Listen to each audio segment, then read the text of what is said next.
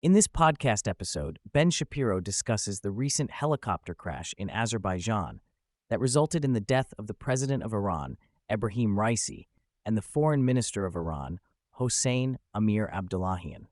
Shapiro describes Raisi as a butcher who rose through Iran's theocracy from a hardline prosecutor to an uncompromising president. He was involved in the 1988 execution of thousands of Iranian prisoners of conscience, which was deemed a crime against humanity and genocide. Abdollahian was a close ally of Qasem Soleimani, the senior IRGC commander killed in a U.S. airstrike in 2020. Shapiro criticizes the media for their coverage of the incident, particularly Reuters, for referring to Raisi as an uncompromising president without acknowledging his brutal actions. He also highlights the absurdity of the EU expressing solidarity with Raisi and Abdollahian, despite their involvement in spreading terror and oppressing their own citizens. Shapiro then shifts his focus to the International Criminal Court, ICC, which issued arrest warrants for Hamas leader Yahya Sinwar and Israeli Prime Minister Benjamin Netanyahu. He criticizes the ICC for equating Netanyahu and Israel, who have acted in self-defense, with a terrorist leader responsible for the murder of Israeli citizens. He questions the ICC's credibility and motives, pointing out the absurdity of the State of Palestine, a non-existent entity, being a member of the ICC. Shapiro emphasizes that the ICC operates in a morally imbecilic manner, lacking connection to morality or decency. He explains that the United States is not a member of the ICC to avoid subjecting itself to the flawed judgments of international bureaucrats. He discusses the ICC's failure to hold accountable those responsible for actual atrocities, focusing instead on targeting democratic governments like Israel.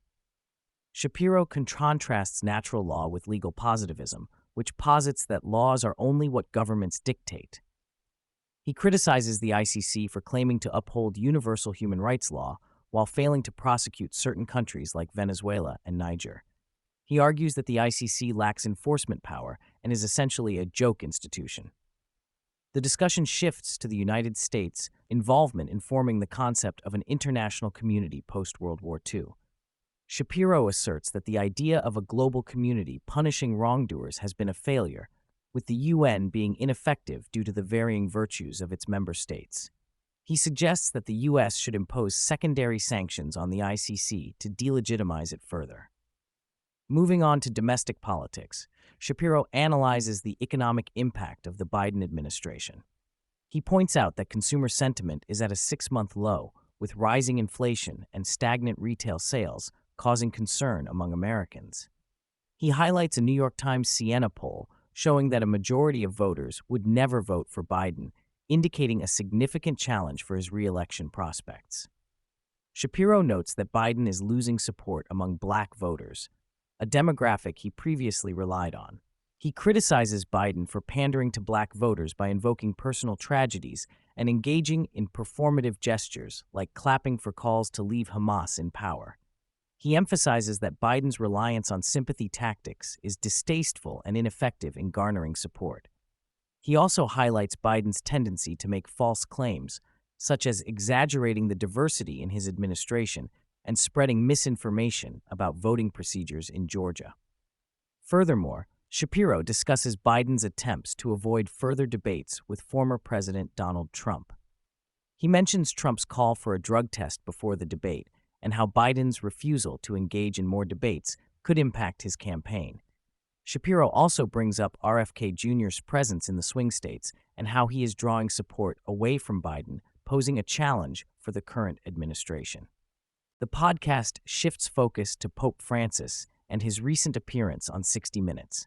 Shapiro criticizes the Pope for his liberal views and departure from traditional Catholic teachings.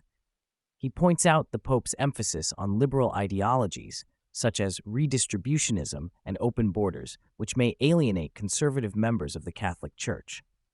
Shapiro also discusses the Pope's stance on gay unions and how it deviates from traditional Catholic doctrine. Shapiro questions the Pope's support for facilitating illegal entry into the country and the implications of such policies. He emphasizes the need for a humane approach to immigration while also upholding the rule of law.